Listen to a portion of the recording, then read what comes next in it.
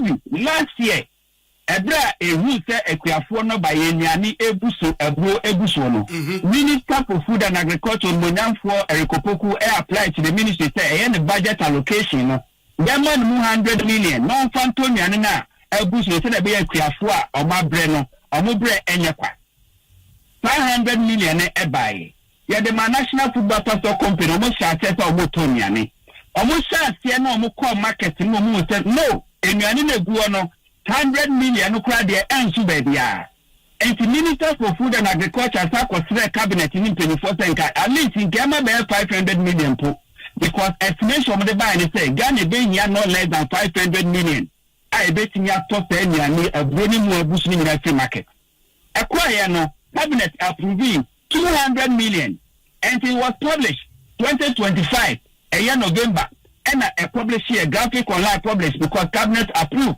say yen for 200 million and Pama and National Football Pastor Company no man fanto nuane no a share ni mu you know Catherine that canon conquer Ministry of Food and Agriculture football that canon conquer National Football Pastor Company football and it's a minister because we approve this canana to release this canana the baby that said canon ever himfa you know Catherine National Football Pastor Company if you can't demand 100 million or what they told me and no then na be dia dance say ekuafo da susu because enyane ne bebre e wo hono the central for Ghana for National Football Pastor Company omo headquarters e wo cantonment ye ye betimi akọ yen ko bi say ye Georgia Bredu any National Football Pastor Company say that 200 million no finance ministry say dey amamu no scan mo scan da ben na scan mo dia ye dey say scan no kroye wo dia no to nchen a minister esa kire mu say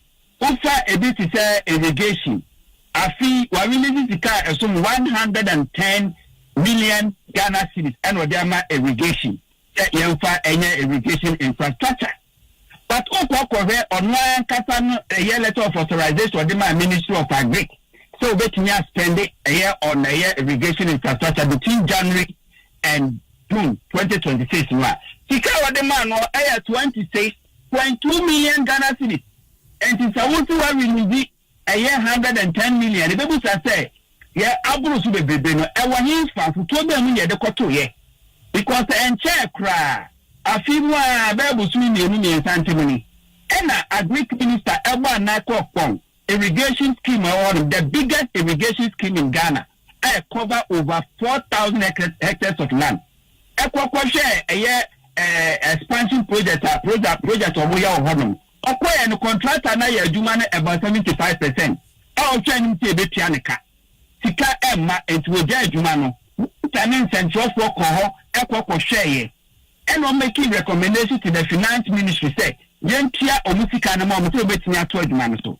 Ewie no finance minister enso so ka say person no aka say na ni ko cheri tia na woni tia santem eko no kokora say adwuma na nso betia ansa no tia. Ah no aka say tu ka ko ho no. And it's also released 110 million. Obi, Okofa 2026 budget one. Budget a year finance minister approve here say yamfanya irrigation infrastructure 105 million Ghana cedis. But the deputy minister said between January and June, we releasing and that's what releasing 110 million Ghana, which is far higher than the approved budget one. Sebi, you see here. And possible, I was saying, Magana for you know, cry a woman. Okofa and Kukanket, Ayano crack. Tika, ya approve it. Say, Yadia and Kukanket, it's about 244 million to Kayano. But Great Power, the man, a Greek minister, I was stable and he said between January and June, Obetinia spending only 36 million for Enkukanket. And it's also released 244 million now. Difference in the business I say, Natas Kano, I was here, I was able. Obi, Okofa 2025. Now I was saying Farmer Service Centers, you know, per Abanji Shebu, now was saying Ketimi Maku 50. But the influence of Akukra, because let's can go. Minister of Agric, one could never be uncomplaining that. I feel a team one, and I buy to approve this card, money to approve it to a tour. Wachete Farmer Service Center, called the man 172 billion Ghana cedis. And one ministry needed to media Ayajuma. and she says to carry down not over 1.6 million.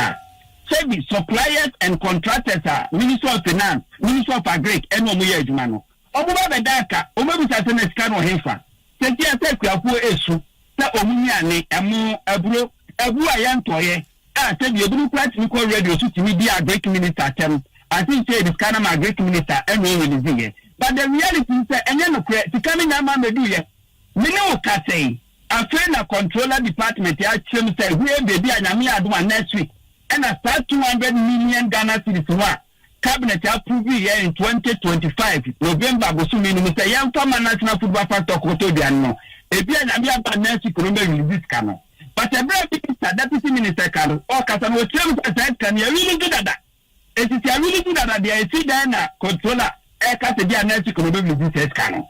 And see, a idea was a Magana for you who will move. So the next will be any South, the Onuman Ferry Copoco. Obey 12 way, Wako radio to be brave. Nano Kano Asempa FM, Wako TV so why press conference and who will be brave. When you know baby and Kanta, such finance minister ministry move many because the budget me first come and on kind baby other. No one say finance ministry no 18 wekagu from them say me discuss 1.6 billion at the amount within 6 months. Linia, I was able to manage this. And Kabaya unprecedented. Say, Abandi Baba, na the budget allocation for the whole year within 6 months, first 6 months, what now really 85% of the budget allocation. And Kabaya unprecedented and Kabaya credit to this government. And I know very much that 2026 budget allocation, say, I'm part, say, finance ministry, I really 1.6 billion, I representing 85%. And can you man go the brain or and can minister to me? As I said, you can say, Oko Bechin. I buy last year, and I'm penny my mother's also called from El Bechin, chicken and meat processing factory. It's okay, pa. It might be any 1 year, and see, I'm penny very say, Yami Aduma Busumi Bakua film in November, or commission. None of my penny by a part, state of the nation address, or also. Over the contract a year arrangement, payment arrangement, almost around October 2025. By December, there was a Ministry of Finance, a releasing 20% Edema contract. Now, a year June, was releasing 70% Edema contract. Now, the remaining 10% in between July and August, releasing Edema contract. Now, so, Senano, so what would this social media? Yenya Ghana for your work site to Ejupano, I come to a cancel and cobium.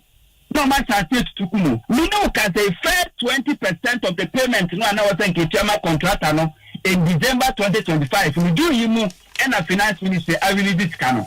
It is a necobate contract and consistent finance ministry so my really do see can 85% the amount. I will mean say a year 20%. Yeah, so Baba Tuna Mutuakan Kreto, Ebo, Tika Diamami at 20%, name of 85%. And to say, Bineto be in the South, the name of Yapresa Yamagana for whom you cry a woman. Said finance ministry network really this Kanwa. Upon one Casanin letter of authorization of the man ministry in February 18. On his account to class can cocotu more. Every quarter making start payment, So a 200 million at the Amman National Football Factor Company. The brand can you chair to one account to food, a Minister of Food and Agriculture account to one after the Koto National Football Factor Company account to scan here the Koto Muta paying. It's low. And here the record in a year certificate based on the correspondence, the C Ministry of Finance, Nakasa Diaba, authorized here or directed the Ministry of Food and Agriculture said cannot spend more than a year this amount within this period of time. Now, so one man acquiring pay between June and July, between January and June, Satu was spending more than 900 million. Now, later, what's happened? Over a crown, or later, they buy any one casa a year budget allotment now, they buy any but on spending more than 432 million. It is only 1.6 billion. It can ever hear. That is the question you want to hear. Now, you yet is to cover the two Agric ministry football and a minister no atna so anase the sky to national football stock for account to mo fanto eniane ma kuafo yi ha omo e na se bi o matna to na kuafo esu omo academy omo buru academy ne se de be ya enku de se magana fo nyina se bi tuamu ni ese wani sinwa se wani samwa ye ni ndawo enti nya ne bonus wa se ye betima ma no ne mo be de na edru no na wu be nya se some of us are yense be minister yense ni mi de koso no yense be tuamu ni chama gana fo hu de tuamu because deputy minister no ko ka asem no minister ho wan ka hwe ebra mo start the man social media push agenda Agric ministry kata for one yan ka hwe after the won say ye release another document ye de ma PDF for omoye publication se ko ban ta ni bi something pension na ye say bi so ta ponte ni awode ho e wo say so betu me next na krata ya ni amede egu abontin finance ministry betima babonta be ka tan krata we ne ya enye minister na sanye yan fa krata we am fa ma no nya no kre say ye mamo a letter of authorization na ye say won't spend this amount ewa ha won't spend this amount to spend this amount o metinya babonta ba betim say nya no kre na say the rentu me ni nchisi